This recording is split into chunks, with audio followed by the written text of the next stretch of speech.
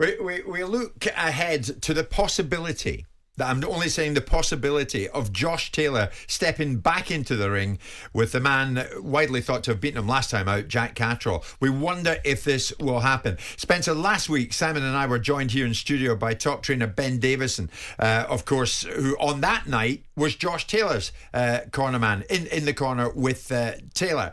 And of course, as the world thought Catterall won it, Davison was still quite outspoken about what his fighter had done on the night.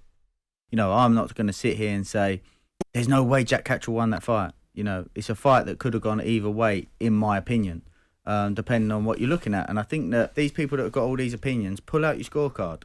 And if they've all got the same exact rounds, Jack Catterall won this round, Jack Catterall won that round, Josh Taylor won that round, and it all matches up, but it wouldn't.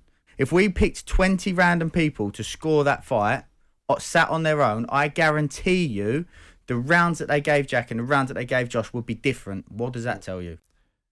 And Ben Davison knows his stuff. So well, do listen, you. Listen, it's diametrically opposite to what you think. Listen, yeah, Ben does know his stuff, but I totally disagree with what he's saying there. Listen, it was quite clear. Listen, we love Josh Taylor. And this is not a personal attack on Josh, by the way. I'm just saying it as it is. It was quite clear who won the rounds and how they won the rounds. And I don't care what anyone says. You ask 20 people. Yeah, if you ask 20 people, I can guarantee 20 or at least 19 of them would have said the same thing. I think the rounds were clear. That Jack Catterall won. He won those rounds clearly. He won 9 rounds out of the 12, right? And that is the way that it is, and I think that anyone that you speak to in our industry, any hardcore boxing fan you speak to, Simon, you agreed with me on this as well. Where me and Simon was speaking as the fight was going on through text. I think the result was a disgrace, and I stand by my word, and I don't care what Ben says or anyone. That's the way it is. What we do know now, Simon, is that Taylor has, to a degree, opened the door to a rematch with Catterall.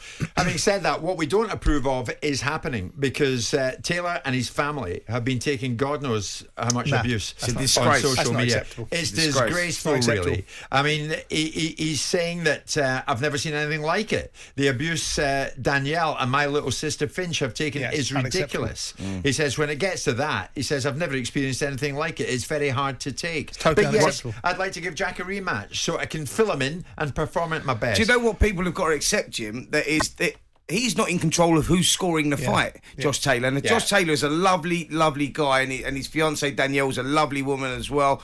And I think it's wrong that they're getting these attacks, and they're nasty attacks online and stuff. It's out of order because Josh doesn't control who judges the fight and who wins the fight. That's out of his hands. Yes, what he said afterwards was probably not the right thing to say, but he doesn't choose who wins and loses. So I think those personal attacks are out of order. Listen, I do think you're right. I think you're absolutely right to observe the fact that I think he could have been a little bit more honest after the fight. But then he's right after the fight. He's looking at it from a certain set of eyes.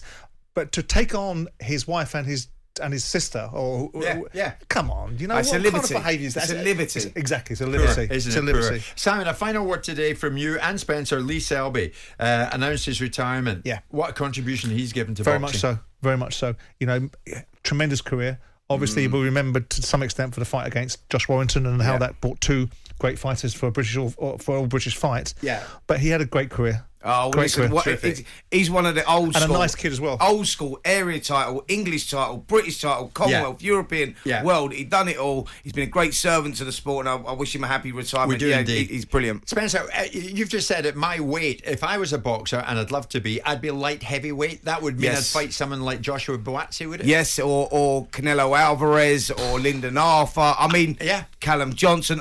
And I can see you in the mix, Jim. So can I. I can see you in the mix, and we've got Sugar Ray Jordan versus Paul Ince lined up. No. On the undercard. But I'm a cruiserweight.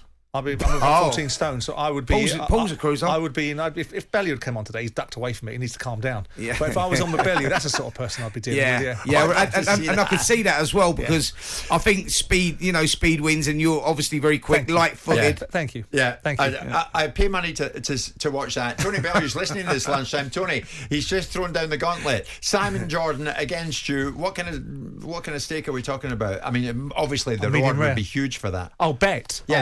Yeah. Oh, I don't know. Oh, listen, it's an even money's bet with anyone, that is. Exactly. Sugar Ray, have you seen him move? Absolutely. No. Oh, sadly, yes. But that would happen in the car park here of the news building. Tony Bellew against Simon Jordan. I'm up for that.